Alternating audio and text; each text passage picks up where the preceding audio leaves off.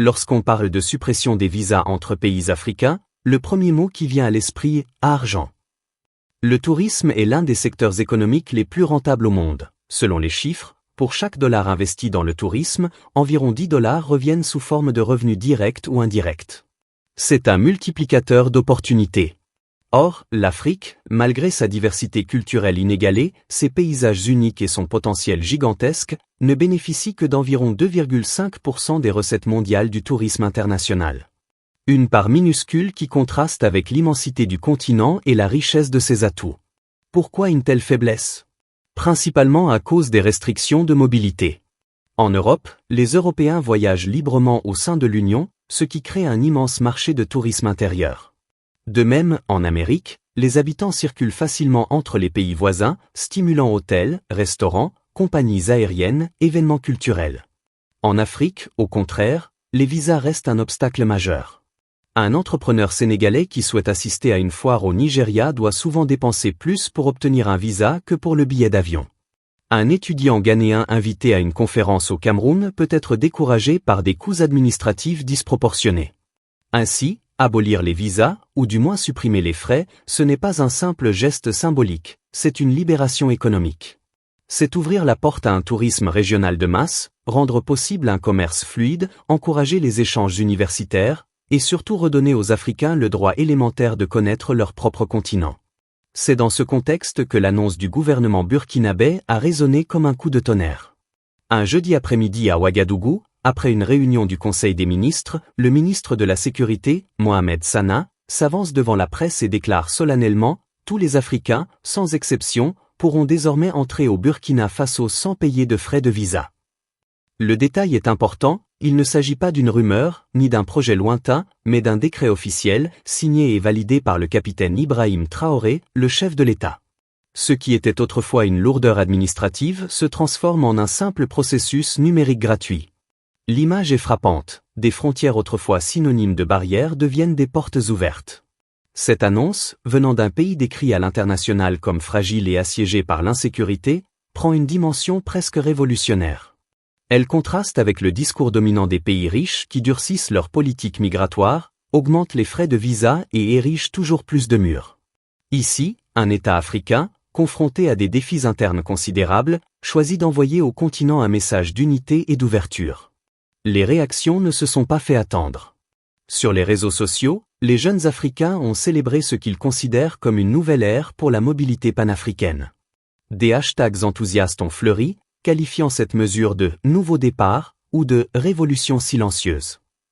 Dans les pays voisins, les analystes ont immédiatement établi des parallèles avec le Rwanda, le Kenya ou le Ghana, qui ont récemment adopté des politiques similaires.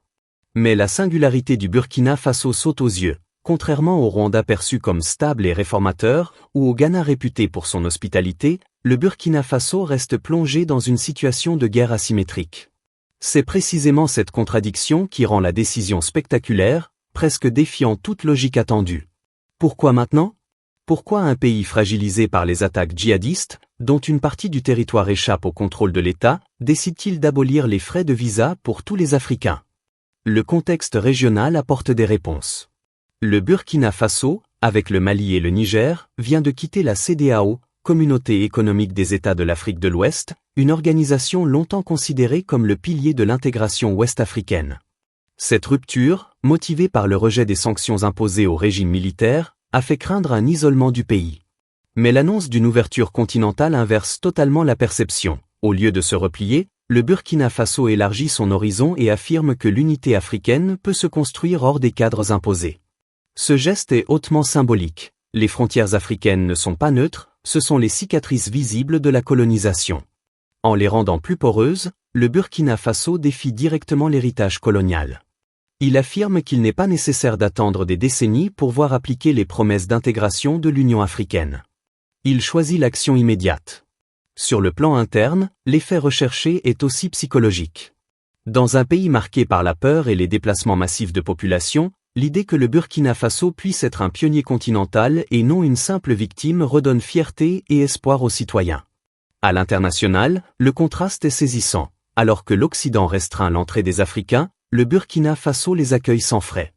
Ce n'est pas seulement une mesure administrative, c'est un message politique et diplomatique, nous suivons notre propre voie. Derrière cette décision se trouve la figure centrale du capitaine Ibrahim Traoré. Encore trentenaire, il n'a pas le profil classique des dirigeants africains formés dans les capitales occidentales et rompus à la langue diplomatique. C'est un soldat, issu d'un pays en crise, qui a pris le pouvoir en 2022 en promettant non pas la soumission mais la résistance. Son discours est profondément panafricain. Dès son arrivée, il a dénoncé le néocolonialisme, critiqué la dépendance envers les institutions occidentales et insisté sur la nécessité pour l'Afrique de compter d'abord sur elle-même. Mais ce qui distingue Traoré d'autres leaders qui ont prononcé des discours similaires, c'est son passage de la parole à l'action. Supprimer les frais de visa, c'est traduire une idéologie en politique concrète. Ce n'est pas un slogan prononcé dans un sommet, c'est un changement que chaque Africain peut ressentir au moment de franchir une frontière. Cette posture lui confère une aura particulière, notamment auprès de la jeunesse africaine. À l'heure des réseaux sociaux, son image de jeune officier en treillis, portant le béret rouge et parlant sans détour, circule massivement et devient une icône. Pour beaucoup, il incarne un espoir de rupture avec les élites jugées corrompues ou soumises aux puissances étrangères. Bien sûr, ses critiques soulignent les risques d'autoritarisme, mais pour ses partisans, sa politique panafricaine compense largement. Sa stratégie, en réalité, est double. D'un côté, elle lui donne une légitimité continentale qui protège son régime des pressions extérieures. De l'autre, elle nourrit un récit moral et identitaire où l'Afrique affirme sa dignité et son droit à l'unité. L'acte de Traoré n'est pas isolé, il s'inscrit dans une tendance plus large. Depuis quelques années, plusieurs pays africains adoptent des politiques d'ouverture. Le Rwanda a été pionnier en annonçant que tous les Africains pouvaient entrer sans visa. Le Ghana a suivi avec une politique similaire. Le Kenya est allé encore plus loin en 2023 en abolissant purement et simplement les visas, tout en imposant un simple enregistrement électronique. Ces décisions traduisent une volonté commune, briser l'héritage colonial qui faisait qu'il était plus facile pour un Européen de voyager en Afrique que pour un Africain de visiter un pays voisin. L'objectif est clair, bâtir une Afrique unie, capable de réaliser son immense potentiel. Cette dynamique rejoint la mise en place de la zone de libre-échange continentale africaine, ZLECAF, entrée en vigueur en 2021, qui ambitionne de créer le plus grand marché intégré du monde par sa population. Mais un marché ne vit pas seulement de marchandises, il a besoin de la mobilité des personnes. Les artistes, les chercheurs, les étudiants, les commerçants doivent pouvoir circuler librement pour donner vie à cette intégration. Le geste du Burkina Faso prend ici tout son sens. Il n'est pas seulement symbolique, il est fonctionnel. Il rend concret le rêve d'unité africaine. Et il redéfinit l'image du pays. Loin d'être seulement une « zone de guerre », il devient un acteur moteur de l'intégration continentale. Enfin, il faut comprendre que cette politique ne naît pas d'un excès de confort mais d'une situation de détresse. Le Burkina Faso est confronté à des menaces existentielles, insurrections, attaques djihadistes, déplacements massifs de population. Dans ce contexte, choisir l'ouverture est un geste paradoxal mais puissant. L'unité, pour le Burkina Faso, n'est pas un luxe, c'est une question de survie. Plus un pays est isolé, plus les groupes armés prospèrent. En créant des liens avec le reste de l'Afrique, le Burkina Faso refuse d'être enfermé dans le récit du chaos. Il se présente comme partie prenante d'un projet plus vaste.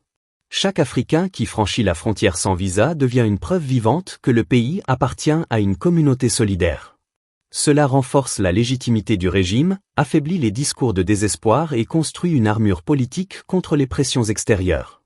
Économiquement, même modeste, l'effet est durable. Plus de touristes, de foires commerciales, de festivals culturels, de rencontres académiques.